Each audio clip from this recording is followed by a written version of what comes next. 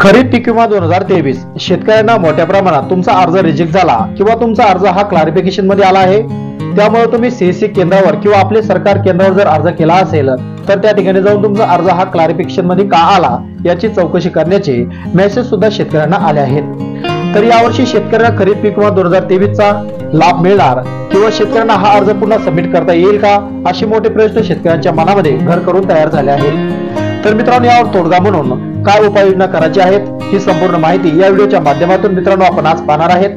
परंतु या व्हिडिओला सुरुवात करण्याआधी तुम्ही शेतकरी असाल आणि अशाच प्रकारच्या नवनवीन नोटिफिकेशन तुमच्यापर्यंत सर्वात आधी पोहोचावे म्हणून चॅनलला नक्की सबस्क्राईब करायचं आहे।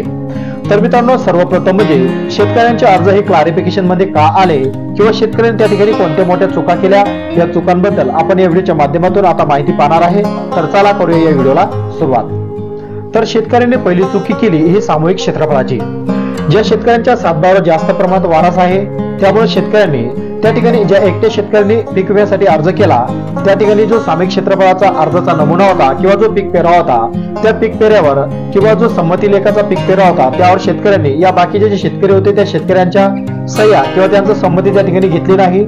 अशा प्रकारे त्या शेतकऱ्यांचे अर्ज सुद्धा क्लॅरिफिकेशन मध्ये आले आहेत। तर त्या शेतकऱ्यांना हे क्लॅरिफिकेशन पूर्ण करण्यासाठी जो संमती लेखाचा प्रतिज्ञालेख आहे किंवा 100 रुपयाचा जो स्टॅम्प आहे या स्टॅम्पवर त्या शेतकऱ्यांचा त्या ठिकाणी संमती लेखावर त्या ठिकाणी शेतकऱ्यांच्या सह्या घ्यायच्या आहे आणि हो जो अर्जाचा नमुना आहे जो पीक पेरा आहे हा पीक पेरा तसेच 7/12/8 आणि त्यानंतर पासबुक हे संपूर्ण कागदपत्र पुन्हा सीएससी केंद्रावर जाऊन किंवा आपले सरकार केंद्रावर जाऊन त्या ठिकाणी अर्ज पुन्हा अपलोड त्या ठिकाणी करायचा आहे। अपलोड केल्यानंतर शेतकऱ्यांचा अर्ज त्या ठिकाणी जर सबमिट झाला असेल तर त्यानंतर शेतकऱ्यांना पीक विमा मिळणार किंवा नाही मिळणार हे सुद्धा त्या ठिकाणी कंपनी ठरवणार आहे।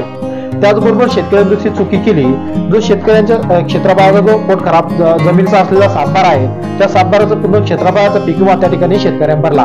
जर शेतकऱ्यांकडे जर 1 हेक्टर जमीन असेल आणि शेतकऱ्यांची पोट खराब त्या ठिकाणी 10 गुंठे किंवा 15 गुंठे किंवा 20 गुंठे जर असेल तर त्या शेतकऱ्यांनी त्या पोट खराब असलेल्या जमिनीचा सुद्धा त्या ठिकाणी पीक विमा भरला। त्यामुळे शेतकऱ्यांच्या सातबारावर त्या ठिकाणी जे पोट खराब असलेली जमीन क्षेत्रफळ होतं ते क्षेत्रफळ सुद्धा त्या ठिकाणी आलं आणि त्या ठिकाणी पोट खराब जमीन असल्यामुळे शेतकऱ्याचा अर्ज हा रिजेक्ट किंवा क्लॅरिफिकेशन मध्ये त्या ठिकाणी टाकण्यात गेला। तर शेतकऱ्यांचा अर्ज क्लॅरिफिकेशन मध्ये आला असेल तर शेतकरी संपूर्ण त्रुटी त्या ठिकाणी कंप्लीट करायची आहे आणि आपला अर्ज पुन्हा सबमिट करायचा आहे। अर्ज सबमिट केल्यानंतर शेतकऱ्यांना अर्ज त्या ठिकाणी जर त्रुटीमधून बाहेर निघाला असेल तर शेतकऱ्यांना त्या ठिकाणी नक्कीच पीक विम्याची रक्कम ही यावर्षीची मिळणार आहे।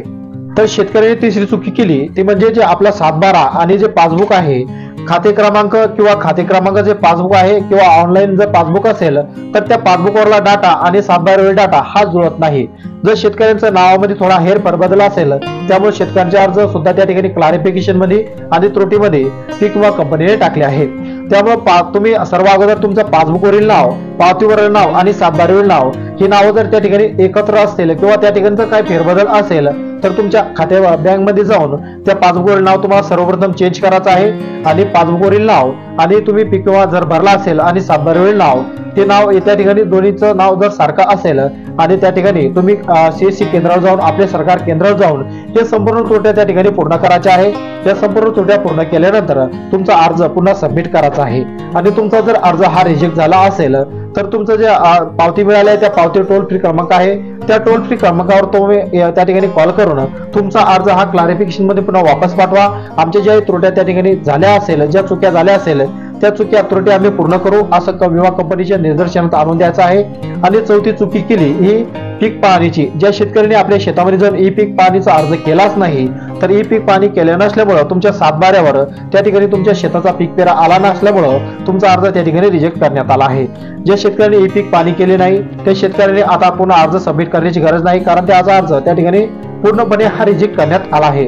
तर मित्रांनो, अशा प्रकारे तुमच्या अर्जाला त्या ठिकाणी रिजेक्टचा मेसेज किंवा क्लॅरिफिकेशनचा जर मेसेज आला असेल तर अशी तुम्ही त्रुटी पूर्ण करून तुमचा अर्ज पुन्हा सबमिट करू शकता आणि तुम्हाला यावर्षी पीक विमा मिळणार किंवा नाही मिळणार हे सुद्धा त्या ठिकाणी कंपनी ठरवणार आहे। तर मित्रांनो, आशा करतो हा व्हिडिओ तुमच्यासाठी खूप फायदेमंद ठरला असेल। व्हिडिओ आवडल्यास व्हिडिओला एक लाईक सुद्धा करायचा आहे आणि चॅनलवर पहिल्यांदा आला असाल तर चॅनल सुद्धा नक्की सबस्क्राईब करून बाजूला असलेल्या बेल आयकॉनला सुद्धा प्रेस करायचा आहे।